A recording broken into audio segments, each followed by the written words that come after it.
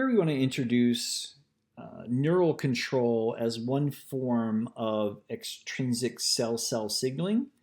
And we want to compare and contrast that to endocrine control and basically look at how the two forms of communication are adaptive, how they provide function, and also their limitations.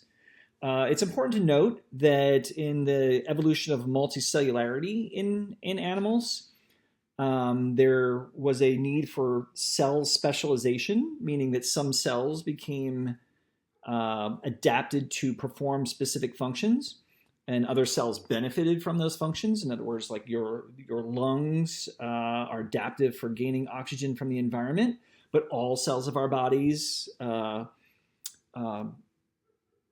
profit from that particular adaptive function of lung cells. And we could go on and talk about renal cells for waste excretion, or GI tract for nutrient obtaining from the environment. So again, that's important that there's a division of labor in multicellular organisms. But what comes along with that is a need for cells to communicate, for cells to be able to control other cells and tell them what to do. And so we have our endocrine system and our neural system as forms of that control that can extend over significant distances, right? That's in contrast to what we call intrinsic or local controls like autocrine and paracrine. Okay, so let's look at these two systems and look at their sort of adaptive pros and as well as some negatives, potential negatives. For the endocrine system, let's look there first. We have our cell-cell signaling molecule, usually a chemical, that's released into the interstitial space. It has to diffuse into the bloodstream. That's slow, relatively slow. Is then carried relatively quickly by the bloodstream to target cells that can be pretty much anywhere in the body.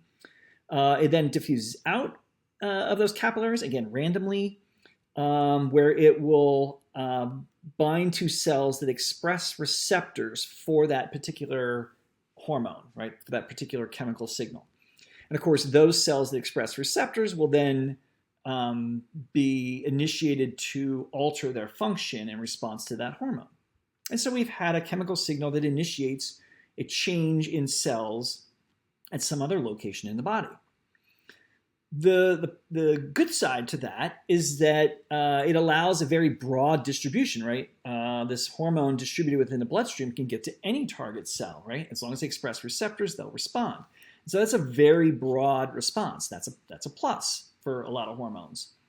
One of the negatives, or potential negatives, doesn't have to be a negative, but one of the potential negatives is that it's slow, right? We talked about how diffusion is very slow over any kind of significant distance, and we mean millimeters is too far for diffusion to occur effectively. And so hormonal control can take minutes or longer to really initiate significant effects. And so you wouldn't want to use an endocrine system for pain avoidance, right? You put your hand on something hot, you don't want to rely on hormones being released to help you remove your hand from a hot stove. Okay? In other scenarios, the slowness is just fine, and the fact that it's a broad signal is very adaptive to function. Conversely, neuronal control can also be long distance, but in this case, the cells themselves are extending over those great distances. In some cases, from your spinal column, spinal cord, off to very peripheral targets, like from your spinal cord to your big toe. In that case, electrical signals travel very rapidly along those cells and initiate the release of a chemical signal, now called a neurotransmitter, into the interstitial space at this region called the synaptic cleft. And it's a very small distance for diffusion between the neuronal controlling cell and the target cell over here.